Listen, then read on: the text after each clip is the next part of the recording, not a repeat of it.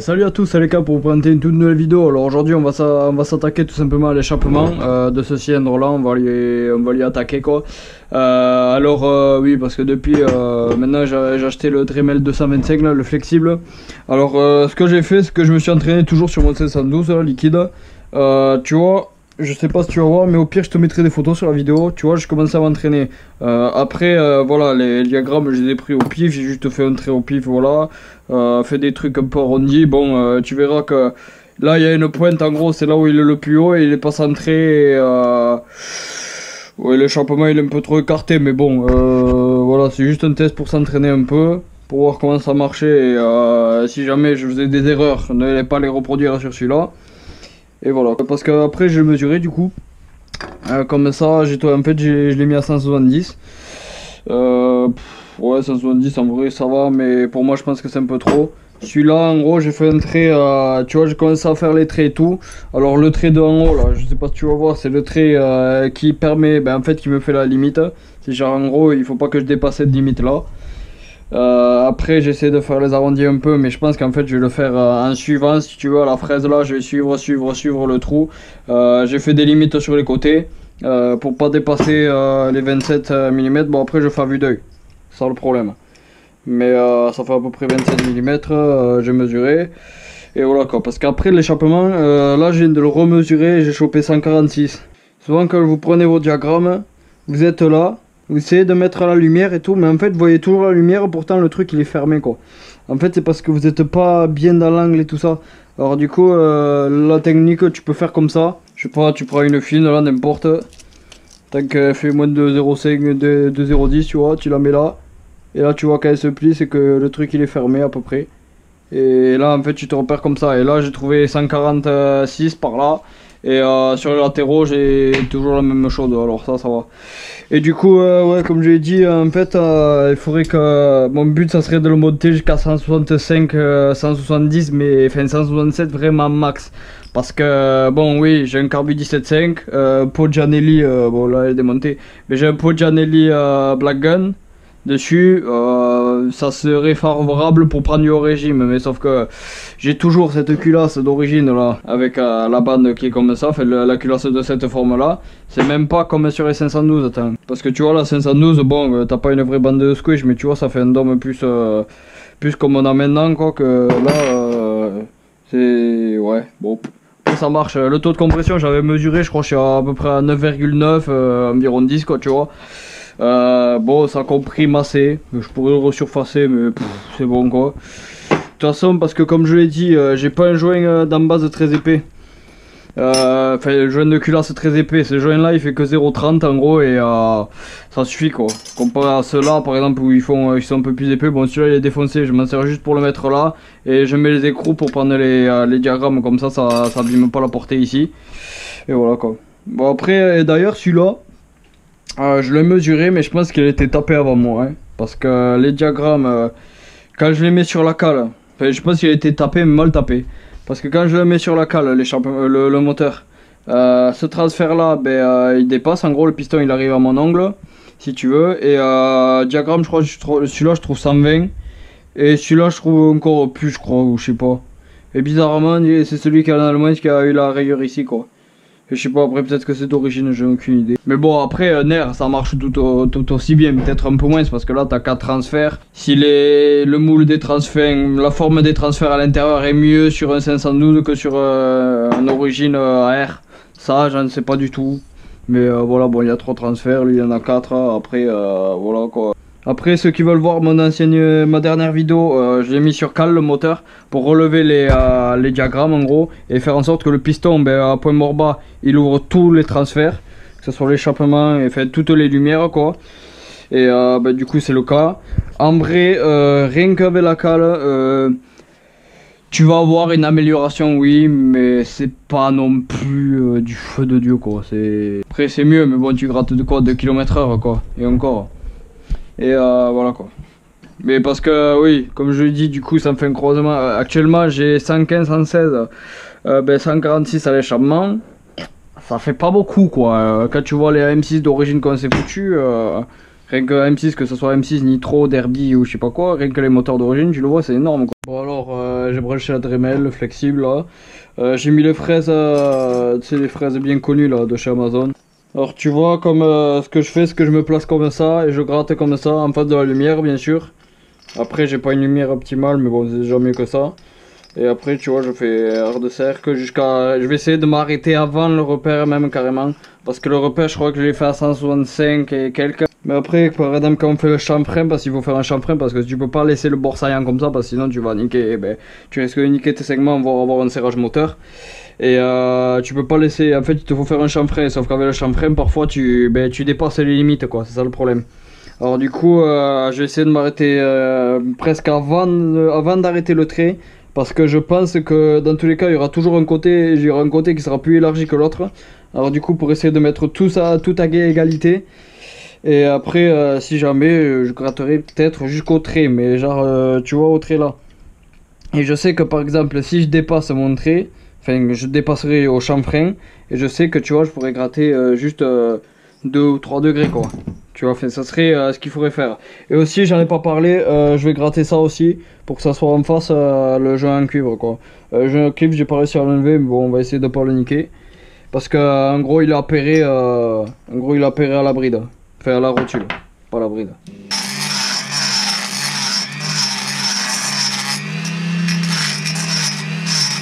Ah d'ailleurs, ceux qui savent pourquoi les Dremel, quand on les retire comme ça, elles prennent du régime comme ça. Je me demande. Pour de conseils, mettez des lunettes quand vous faites ça parce que là je m'en reçois plein la gueule. Je suis bien content d'avoir des lunettes.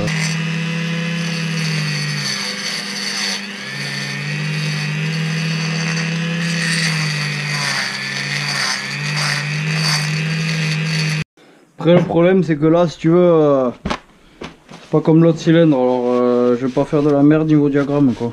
Du coup je vais revérifier. Regarde, c'est effacé. En fait, si tu vois la poussière d'alu, même si c'est du marqueur, là, tu vois, genre tu veux enlever, tu veux nettoyer là pour enlever la poussière d'alu de merde, ben en fait tu le vois. En fait, tu le vois un peu. En gros, il s'efface le trait quoi. Ouais, parce qu'après, il faut faire vraiment gaffe à la poussière d'alu. Bon, je vais prendre des diagrammes pour voir là où je suis et je vous dis. Bon, alors oui, je me suis arrêté, je mesurais le diagramme. Là, j'ai 155. C'est-à-dire que j'ai à peu près gagné 10 degrés et j'ai refait un trait vers 165. Mais comme je l'ai dit, je m'arrête avant par marge de sécurité, quoi, tu vois. Ouais, il faudra que je regarde un peu, fasse gaffe sur les côtés, quoi. Putain, prendre des tours, je sais pas pourquoi. Tu peux voir, je suis presque arrêté. Enfin, ouais, il reste quoi, même pas millimètre. Mais là, en fait, je regarde la forme qu'il a. Parce que si j'ai donné une forme de merde, ça serait temps de le rattraper, quoi. Et j'ai un peu donné une forme de merde. Alors, il faut un peu continuer un peu à gratter là, parce que là, ça fait une bosse. Mais puis gratter du côté gauche quand même. Après, oui, il faut préserver la forme du demi-tonneau. Là, je vais pas la mettre haut dans les tours. Là, je vais faire tourner genre max comme ça. Parce que là, c'est pas le but de gratter dans la matière à mort. C'est juste pour essayer d'être le plus précis possible, quoi.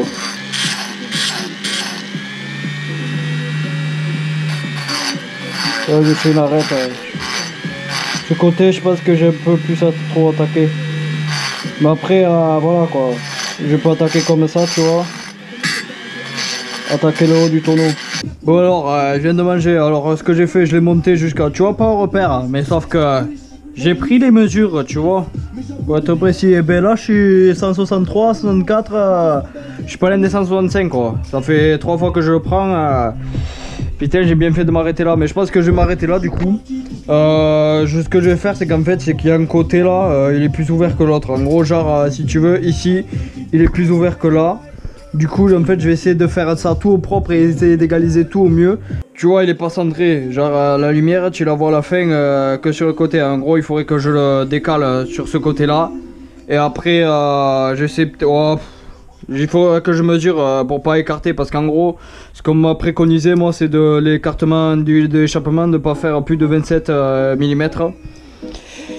Mais parce que normalement je crois que c'est une histoire de pourcentage. En gros tu dois, par exemple tu vois sur le cercle entier, en gros tu dois gratter jusqu'à maximum je sais pas combien de pourcentage. Parce que sinon tu bouffes tes segments, t'as des pertes et tout ça. Enfin des pertes non.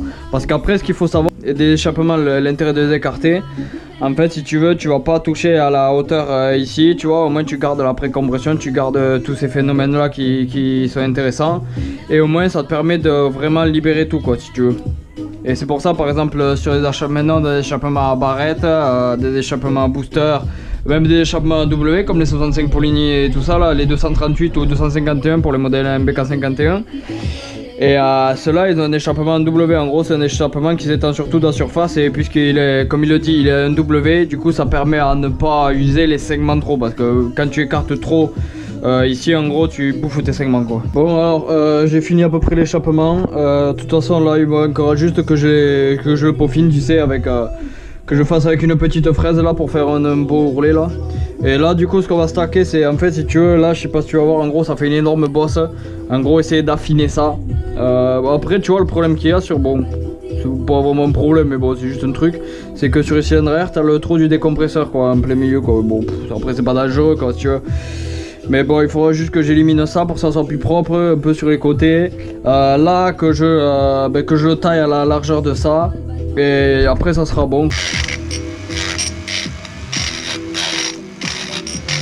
De toute façon après je vais finir à l'intérieur, je vais finir au 180 pour être un peu plus propre.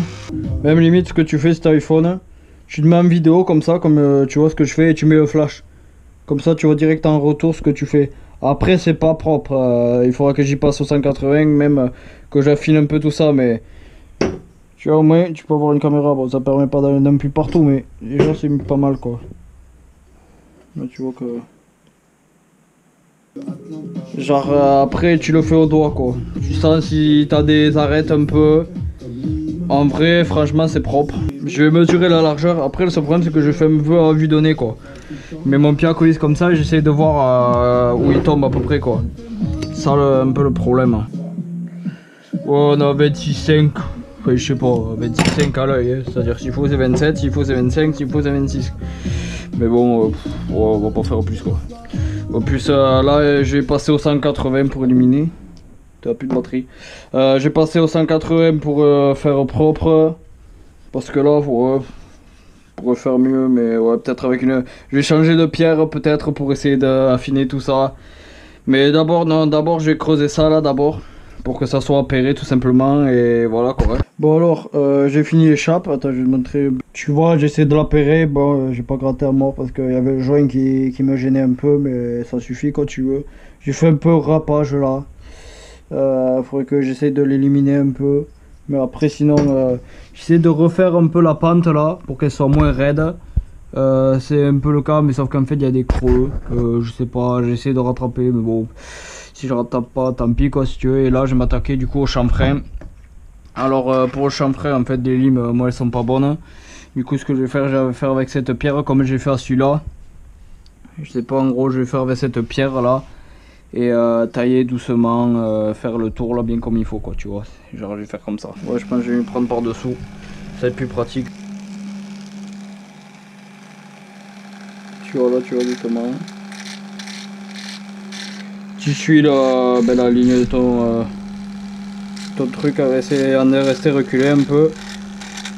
Par contre sur les bords là c'est un peu compliqué quand même je trouve. Pour choper bien comme il faut. C'est important de faire le chanfrein quoi. Parce que c'est ça, comme je te dis, ça peut niquer tes segments et voire même ton piston. Après est-ce que je devrais faire plus au chanfrein ou pas?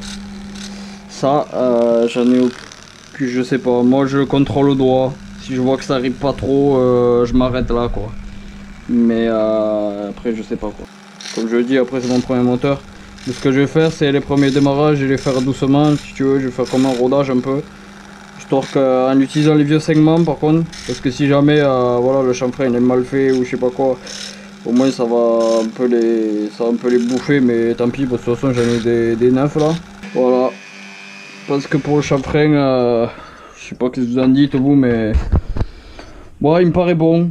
Au doigt tu sens c'est pas saillant quoi, tu vois, c'est un peu comme de l'origine. Tu vois c'est... voilà quoi. Je vais montrer la caméra, mais de toute façon je vais me mettre des vidéos que je prends à l'iPhone et tout pour bien que vous voyez quoi. Bon maintenant du coup je vais prendre les diags pour voir si ça bougeait beaucoup ou pas. Ouais il ferme à 125. Ça dépend, hein. Parfois je chope 166, 165. Ouais, ça tourne autour de là, franchement, nickel quoi. Ouais, ce que je voulais dans tous les cas. Le chanfrein, je sais pas s'il faut que je continue encore, mais pour moi il m'a l'air bon. Ce que je vais continuer, c'est surtout finir fignoler à l'intérieur, nettoyer bien toute la poussière d'alu. Et voilà quoi, ouais. Après sinon il est fini. Hein. Et oui d'ailleurs, ceux qui l'ont peut-être remarqué, la durite là qui s'en allait tout le temps. J'ai mis la durite, je crois que c'est des trucs agroalimentaires ou je sais plus qu'est-ce que c'est. Mais je sais pas, en gros j'ai chopé ça. C'est la durite, tu vois, on dirait un tuyau d'arrosage en 25. Et franchement j'ai calé juste un papier à poncer là entre les deux pour que ça cale bien. Et pour l'instant j'ai pas eu de problème. Après bon, j'ai pas pris les dodans à 40 de Valras, mais pour l'instant ça tient quoi. Bon alors du coup là je suis en train de le remonter, je l'ai fini. Tu vois bon, c'est propre franchement au doigt, tu le sens, c'est pas trop, enfin c'est bien bavuré, tu vois, c'est à peu près pareil que tous les transferts et tout. Là j'ai noté en gros les diagrammes qu'il a dessus. Du coup l'échappe, j'ai essayé plusieurs fois, tournant autour des 165, 166. Sur les latéraux, là, ceux-là 116, je crois que celui-là il est un peu plus haut, mais ça se joue un peu. Et celui de l'arrière, je chope tout le temps 117. Alors, je pense que du coup ces valeurs elles sont bonnes. Du coup maintenant il faudra que j'enquille le vario et tout ça, que je remonte le moteur et tout. Les segments, j'ai contrôlé le jeu piston segment, il y en a un il a 0,40, non. Il y en a un, le 0,50 elle passe juste et l'autre qui passe fort quoi, tu vois. Alors, du coup dans tous les cas, tu vois, je vais garder ce segment là pour l'instant là, pour histoire de si jamais il est pas parfait, si jamais encore des porosités ou je sais pas quoi, ce segment les bouffe comme ça, tu vois, il sera bien, il sera mort mais tu vois il aura bien servi. Et après tu vois je mettrai dans quelques jours, dans 10-20 bornes je mettrai les segments neufs quoi, tu vois. Et du coup, je vais remonter tout le moteur et je vous fais la vidéo quand j'ai tout remonté et voilà quoi.